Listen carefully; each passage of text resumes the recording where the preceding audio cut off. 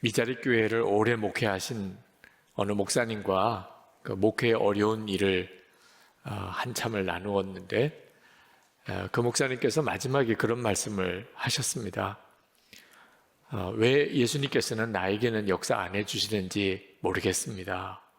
예수님께서 정말 함께 해주신다는 확신만 있다면 내가 더 견딜 수 있을 힘을 얻겠습니다. 그런 말씀을 하셔서 저도 마음이 쉽지 않고 그 목사님도 참 힘든 대화를 나누었습니다. 그 목사님의 탄식만이겠습니까? 얼마나 많은 그리스도인들이 주님께서 정말 함께 하시는가? 만약에 정말 주님이 나와 함께 하신다는 것을 내가 분명하게 믿을 수만 있다면, 그러면 얼마든지 이 어려움을 내가 잘 이겨나갈 수 있을 것이라, 그런 안타까운 마음을 가지고 있을 겁니다. 그런데 진리를 우리가 좀 알아야 될 필요가 있겠습니다. 사실 우리가 답답한 것보다 예수님께서 훨씬 더 답답한 형편 속에 계십니다. 만약에 여러분이 여러분의 자녀와 함께 있는데 여러분의 자녀가 여러분을 보지도 못하고 여러분의 말을 듣지도 못해서 힘들어하고 외로워하고 그리고 탄식하고 그리고 잘못된 길로 가는 것을 여러분이 만약에 지켜봐야 한다면 얼마나 마음이 답답하겠습니까? 때때로는 참 하나님 답답하시다. 정말 살아는 계실까? 내게 역사하시나? 이런 답답함이 우리에게 있지만 우리를 보시는 주님의 답답함은 그보다 훨씬 더 크시다는 것을 여러분이 꼭 아셔야 합니다. 예수님을 볼 수가 없으니까 예수님이 우리와 함께 하시는 것에 대한 확신을 갖기가 어려워하시지만, 사실 예수님 당시 때 유대 사람들은 예수님을 실제로 보았고 예수님의 말씀을 들었고 예수님의 행하시는 일들도 다 보았는데도 예수님이 그리스도이시라고 믿지를 못했습니다.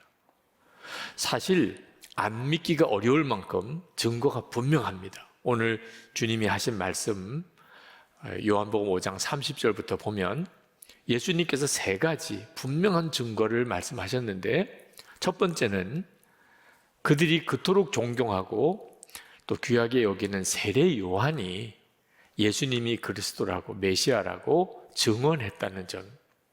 두 번째는 세례 요한의 증언보다도 더 놀라운 것은 하나님 아버지가 직접 예수님이 그리스도라고 증언하셨다는 겁니다. 36절에 보면 나에게는 요한의 증언보다 더 큰 증언이 있다. 물이 포도주가 되고 38년 된 병자가 고침을 받는 이 표적들은 하나님만이 하실 수 있는 일이죠. 하나님께서 직접 예수님이 그리스도라고 그렇게 증언하고 계시다는 겁니다. 또 하나가 성경이 예수님이 그리스도라고 증언하고 있다는 겁니다.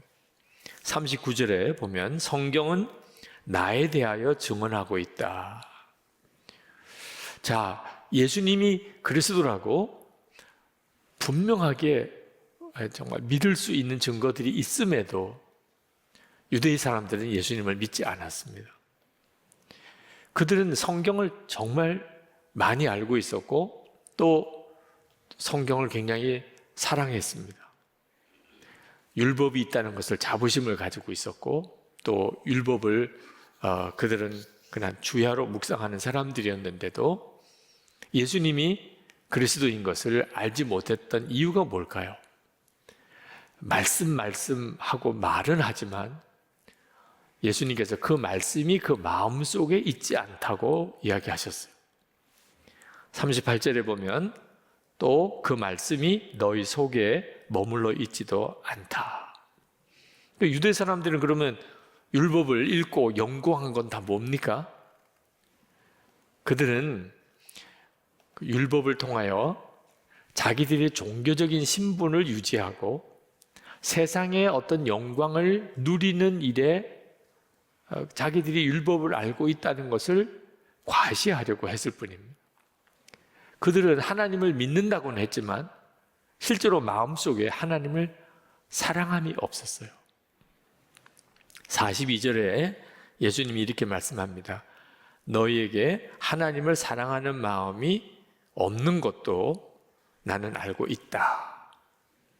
이 말씀이 저는 굉장히 두려운 말씀으로 다가왔어요. 하나님을 믿지만 하나님을 사랑하지는 않는다. 실제로 하나님을 믿는다는 많은 사람들이 그 마음의 중심에 하나님을 사랑하는 마음은 없는 경우가 많습니다. 이런 경우를 이제 종교 생활을 한다고 말을 합니다.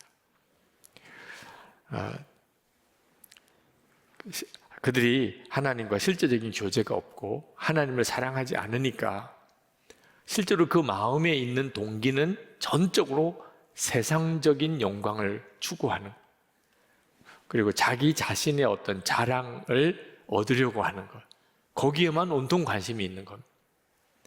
그래서 예수님이 나사렛 출신이고 목수였다는 것 때문에 그들은 예수님이 그리스도이실 것이라고 꿈에도 생각하지 않은 겁니다. 그들 마음속에 있는 것이 세상 영광이고 자기 자랑밖에 없는 사람이기 때문에 예수님을 정말 하찮게 본 거죠.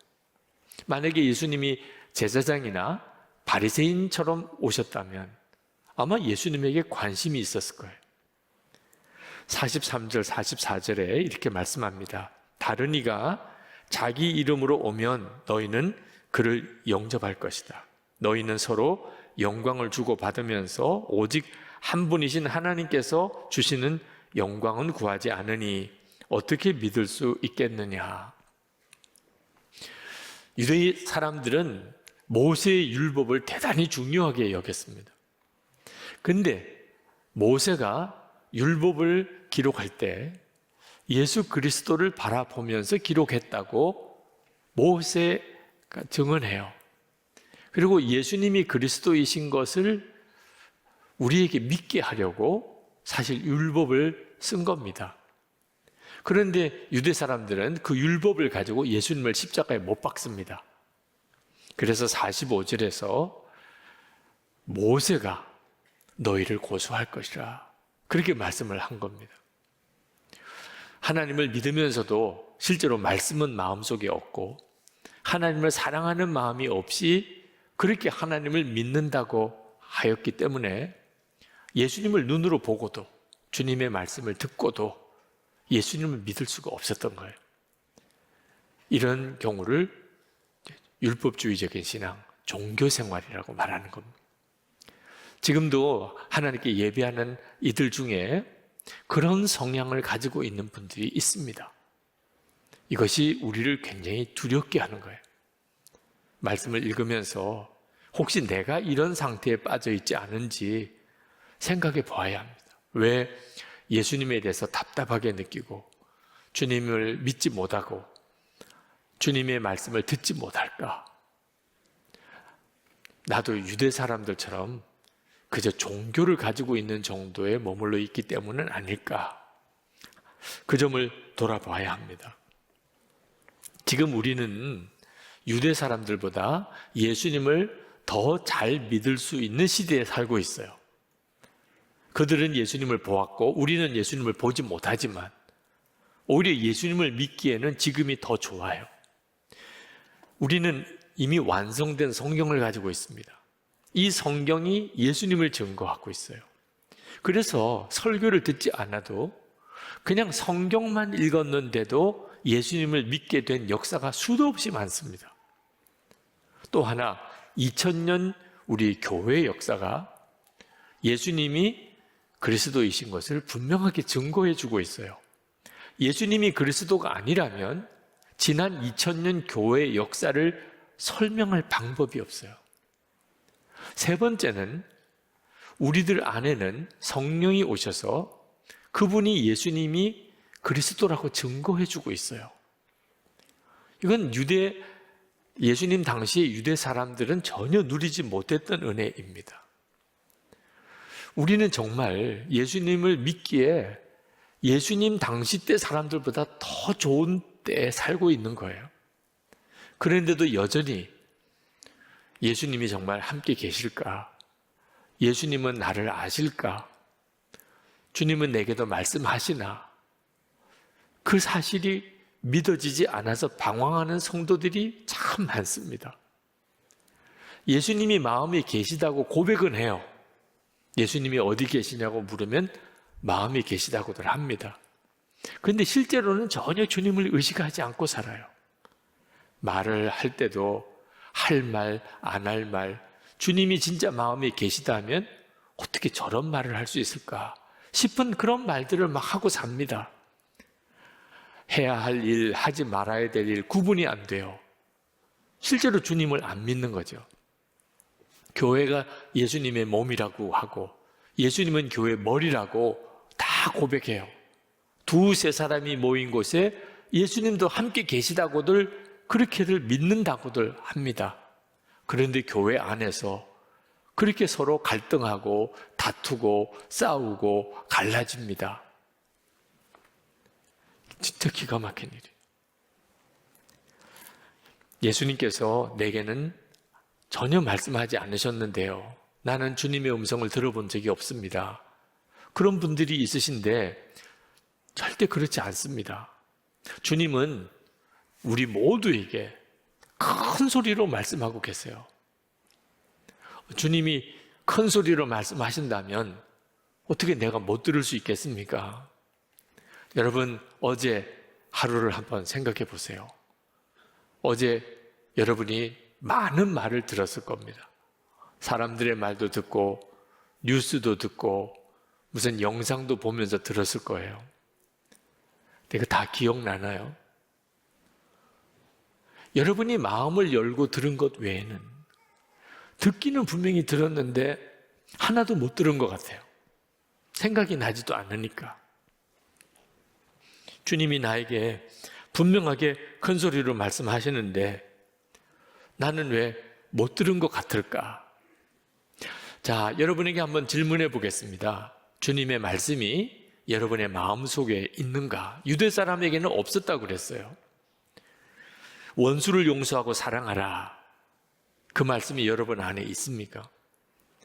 범사에 감사하고 쉬지 말고 기도하고 항상 기뻐하라는 말씀은 있습니까? 자기를 부인하고 자기 십자가를 지고 나를 따르라. 그 말씀은 있습니까? 너희는 가서 모든 민족을 제자로 삼아 아버지와 아들과 성령의 이름으로 세례를 베풀고 내가 너에게 분부한 모든 것을 가르쳐 지키게 하라. 그 말씀은 있습니까? 들은 적은 있으시잖아요. 분명히 들은 적은 있어요. 그러니까 주님의 음성을 들은 겁니다. 그런데 마음에 있나? 내 마음속에 있나? 그 말은 이 말씀이 꼭 필요한 순간에 생각나느냐 하는 거예요. 주님의 말씀이 꼭 필요한 때에 여러분에게 생각이 나면 말씀이 마음속에 있는 거죠. 원수를 사랑하라. 진짜 원수 같은 사람을 만났을 때 그 말씀이 살아있으면 그 생각이 나는 거죠. 아무 생각이 안 나면 말씀은 들었으나 마음에는 없는 거예요. 우리가 예수님의 음성을 듣고도 주님의 음성을 듣지 못한 것처럼 사는 이유는 우리가 세상의 정신을 완전히 팔고 살고 있기 때문입니다. 그런지 안 그런지는 스스로 점검해 보면 압니다. 여러분, 지난 한 주간 아침에 눈을 뜰 때부터 저녁에 잘 때까지 예수님을 얼만큼 생각하셨나요? 몇 번이나 주님 생각이 났나요? 여러분의 하루를 한번 그냥 생각해 보세요. 아침에 눈을 뜰 때부터 밤에 잘 때까지 도대체 예수님은 몇 번이나 생각이 나시나요? 마음에 계시다면서요. 여러분 안에 계시다면서요. 여러분 마스크는 왜 쓰고 계세요? 여러분 손은 왜 그렇게 자주 씻으세요? 바이러스에 감염되지 않으려고. 그러니까 그렇게 신경 쓰잖아요. 그런데 음란하고 악하고 그리고 탐심이 가득한 세상의 모든 것들을 보고 듣는 일에 대해서는 왜 그렇게 조심성이 없나요?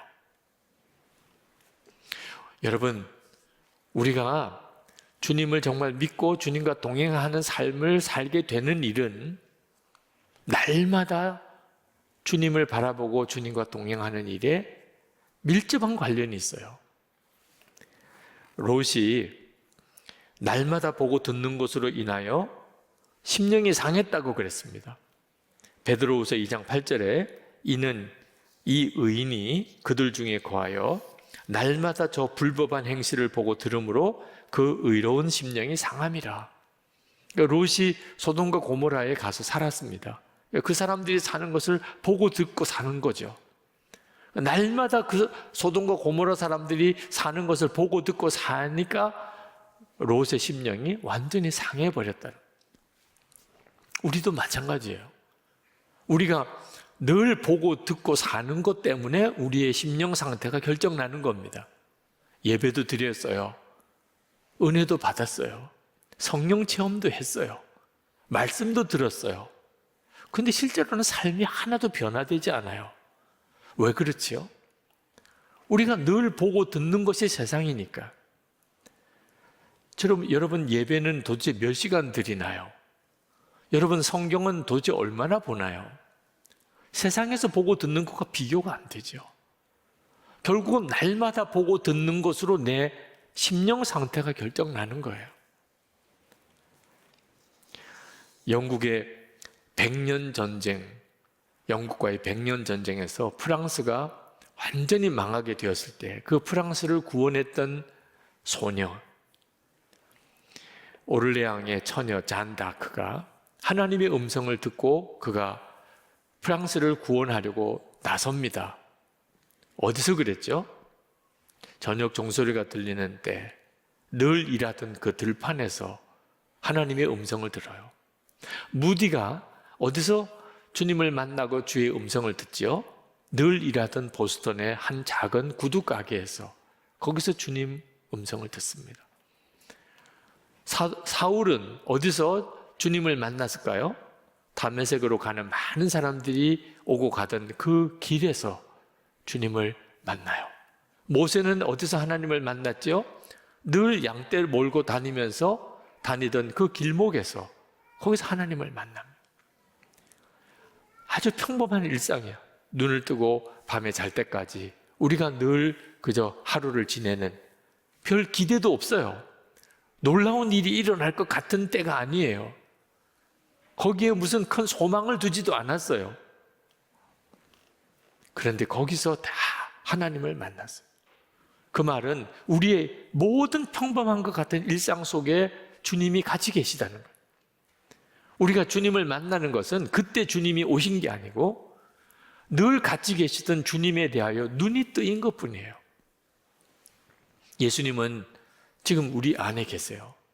그러니까 우리가 침실에 있든 주방에 있든 거실에 있든 사무실에 나가 있든 또는 오가는 길에 있든 운전을 하고 있든 어디서든지 사실 우리는 주님을 만나는 곳이 되는 거예요. 약속하셨어요. 마태복음 28장 20절에 내가 세상 끝날까지 너희와 항상 함께 있으리라. 이것이 우리에게 준 약속이고 지금 그 약속이 우리 가운데 온전히 이루어졌어요. 보이지 않으시는 예수님을 어떻게 내가 보고 그 주님과 동행할 수 있을까? 조건은 오직 하나예요. 예수님 그리스도께서 여러분 안에 거하신다는 것을 진짜 믿을 때예요. 저는 예수님에 대한 갈망이 대단히 큽니다. 여러분도 그렇겠지만 저도 주님을 만나고 더 알게 되고자 하는 소원이 간절해요. 늘 기도할 때마다 주님 더 알기 원합니다. 주님 더 만나기 원합니다. 심지어는 이렇게 길을 혼자 걸어갈 때도 마음속에서는 그 기도가 계속 나와요.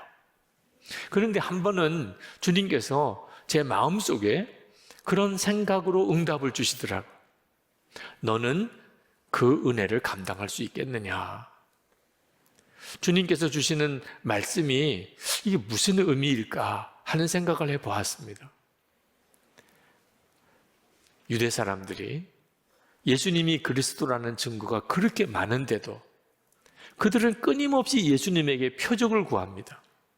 예수님이 하나님이 보내신 메시아인 줄 우리가 어떻게 믿으라는 겁니까? 그렇게 표적을 많이 주셨는데도, 말씀을 주셨는데도 그들은 끊임없이 표적을 구해요. 우리 주님이 그것 때문에 너무너무 답답해 하셨는데, 내가 꼭 그와 같은 처지에 지금 있구나. 그 생각이 들은 거예요. 이미 예수님이 제 안에 거하시는 것을 분명히 알고도, 그걸 제가 이렇게 설교하고 늘 가르치면서도, 주님, 제가 주님을 더 알기 원합니다. 주님을 그렇게 더 알기 원하는 것이 저에게 다 유익할까요?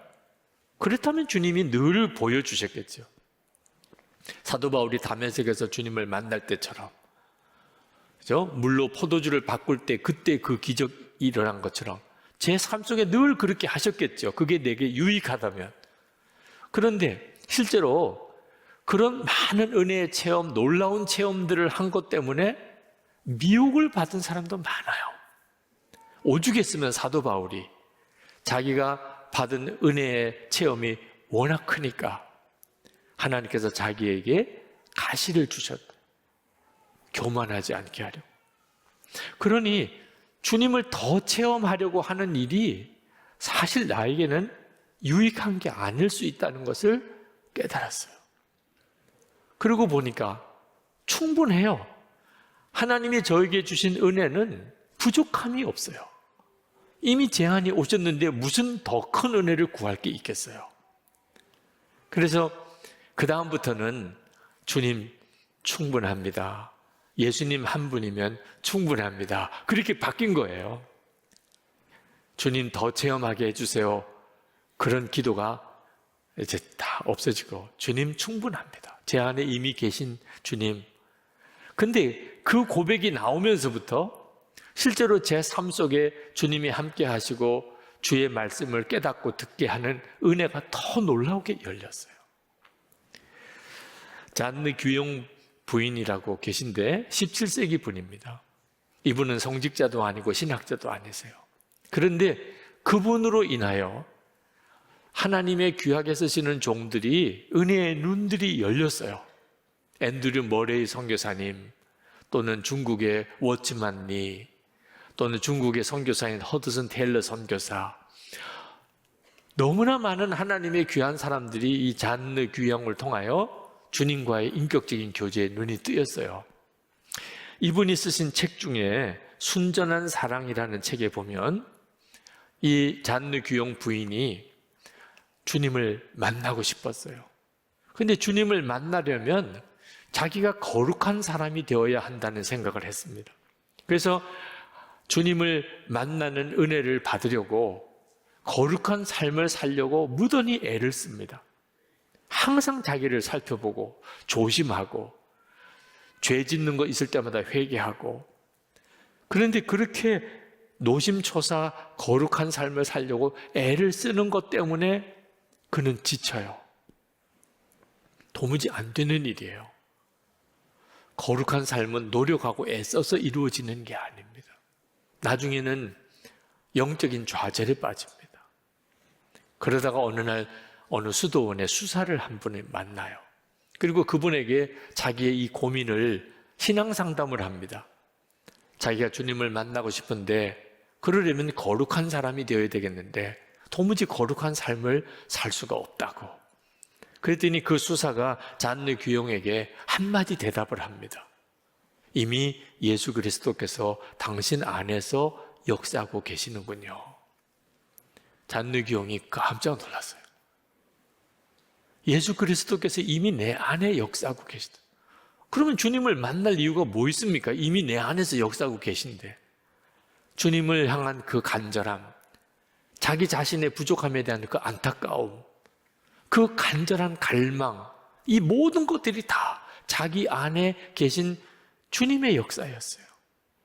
그리고 이분이 완전히 달라져 버렸어요. 이제는 주님 더 만나주세요, 주님 만나고 싶습니다가 아니었어요. 주님이시군요. 주님이 말씀하시는 것과 주님의 인도하심에 대해서 눈이 열렸어요. 그 책 속에서 그분은 이렇게 말했습니다. 주님이 영혼 안에서 일하고 계시다는 사실을 전에는 몰랐습니다. 여러분, 예수님께서 여러분과 함께 계시지 않다가 계시는 것이 아닙니다. 여러분이 깨닫지 못하다가 깨닫게 된 거예요. 이미 여러분들은 주님의 여러분 안에 계시는 삶을 살고 있어요. 그러니 오늘도 예배를 드리고 영상으로 이 예배도 드리는 거예요. 주님이 여러분을 이끄시고 계세요. 세상 사람들은 전혀 알지 못하는 책망도 느끼고, 그러니까 우리 안에 회개가 일어나는 거죠. 주님을 향한 갈망은 말할 것도 없고요. 예수님께서 그 당시에 유대 사람들을 보고 너무너무 마음이 안타까우셨어요. 예수님이 그리스도라는 사실을 안 믿기가 어려울 정도로 너무나 증거가 많은데도 그들은 믿지도 않고 예수님을 오히려 십자가에 죽이려 하니까. 그런데 지금 주님은 더 안타까우실 거예요. 주님은 우리 안에 와 계신데 우리가 주님을 진짜 믿지도 못하고 방황하고 있다면 이건 진짜 얼마나 안타까운 일입니까? 주님을 보지 못해서 주님을 믿지 못하는 거 아닙니다.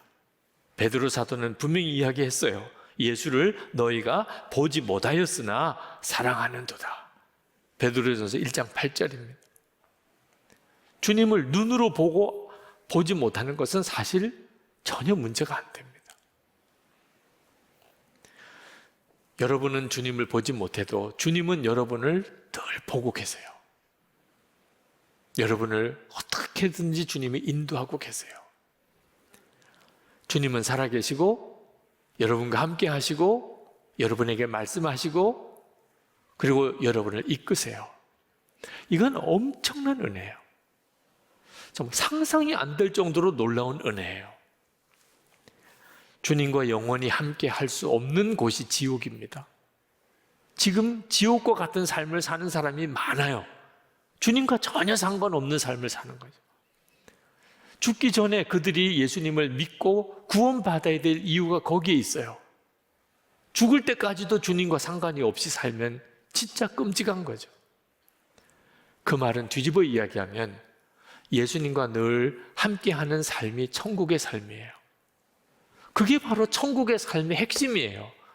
예수님과 늘 함께하는 삶. 여러분이 여러분 안에 계신 예수님을 진짜 믿게 되고 그리고 그 주님을 바라보는 눈이 뜨이게 되면서 비로소 여러분은 천국의 삶을 살게 되는 거예요. 이것보다 놀라운 은혜는 없어요. 우리에게 은혜가 더 필요한 게 아닙니다. 이미 우리는 우리가 받을 가장 놀랍고도 충만한 은혜를 다 받고 있습니다. 여러분 중에는 예수님께서 여러분의 마음에 계시다는 게 믿어지는 분이 있으실 거예요. 그분들에게 말씀드리고 싶어요. 여러분에게 필요한 것은 더 큰 은혜가 아닙니다. 사명이에요, 사명. 여러분이 지금 깨닫고 누리는 주님이 내 안에 거하시는구나.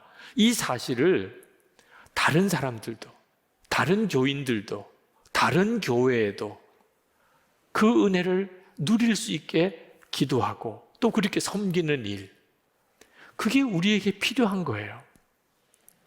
여러분, 이미 여러분 안에 주님이 계시다는 것을 정말 깨닫고 믿어졌다면 이제는 그 주님과 함께 동행해 사는 삶을 살기를 매 순간 힘쓰고 그리고 매일 그걸 기록해 보세요. 주님과 늘 동행하는 그 감각을 잃어버리지 않기 위하여 기록하는 거예요. 그리고 그 기록한 일기를 다른 분들에게 나누세요. 그걸 귀찮게 여기지 마세요. 부담스럽다고 생각하지 마세요. 지금 이 세상은 하나님을 부정하는 것이 대세예요. 예수 믿는 성도들조차도 예수님이 마음에 계신 것을 진짜 믿지 못하고 살아요. 이런 세상에서 한 사람이라도 더 주님을 바라보게 하고 주님을 바라보자고 하고 그래서 주님을 바라보게 되는 일은 이건 얼마나 놀라운 일인가요? 사방이 적으로 둘러싸여 있습니다. 그럴 때 여러분, 아군이 한 사람이라도 더 생기는 일은 그건 얼마나 놀라운 일인가요? 여러분 혼자가 되어 보셨나요? 주님을 진짜 믿는 사람은 나 한 사람밖에 없는 것 같아. 이게 얼마나 힘든 상황인지 아십니까? 한 사람이라도 더 주님을 바라보고 주님과 동행하는 사람이 되도록 하는 일이, 그게 바로 예수 동행 운동이고 영적 대각성을 위하여 기도하는 거예요. 은혜는 받기만 하면 다 메말라 버립니다. 사명을 깨닫고 하나님이 주신 은혜를 나누려고 하면 그 은혜는 엄청난 풍성함이 돼요. 여러분들 스스로가 살아요.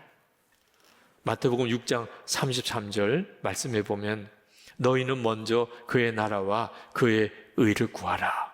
그리하면 이 모든 것을 너에게 더하시리라.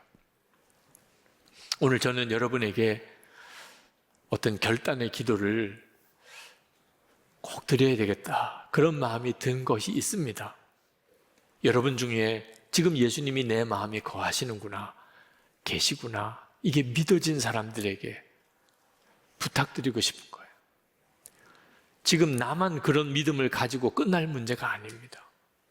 예수를 믿는 성도들이라면 누구나 다 주님이 함께 계신 것을 진짜 믿어지고 그 주님을 바라보는 삶을 살아야 돼요. 우리 교회만 주님과 동행하는 것으로 만족하면 안 돼요. 우리나라의 모든 교회가 다 주님을 바라보는 눈이 뜨여야 합니다. 하나님, 저를 쓰세요. 저를 증인으로 삼으세요. 우리 가족, 우리 친척들, 우리 교회, 우리 한국, 우리 나라에 영적 대각성이 일어나는 일에 하나님 저를 쓰십시오. 저를 증인 삼으세요. 저를 통해서 역사하세요. 주님이 함께 계신 것을 저를 통해 드러내세요. 그렇게 여러분 자신을 정말 주님께 드리고자 하는 결단이 있으신 분들, 그분들은 좀 일어나서 기도해 주세요. 주님, 저를 사용해 주세요. 주님, 제 안에는 주님이 계신 걸 제가 압니다. 그런데 이건 저만 가지고 누릴 은혜가 아니라고 믿습니다. 주님, 저를 사용하셔서 우리 가족들이 알게 되고 또 내 주변에 있는 사람들이 깨닫게 되고 다른 교회도 알게 되고 세계 열방이 이 부흥이 임하게 그렇게 잘 사용해 주소서. 저를 통하여 주님의 말씀이 더 분명하게 들리고 주님과 늘 동행하는 삶이 실제가 되게 해 주옵소서. 혹시 일어나지 못하신 분들도 여러분 자신이 주님을 바라보는 눈이 열리기를 기도하십시오. 저와 정말 같이 계십니까? 그러면 제가 주님을 보게 해주세요. 주님의 말씀을 듣게 해주세요. 지금 주님이 저와 함께 계심을 분명히 알게 해 주옵소서.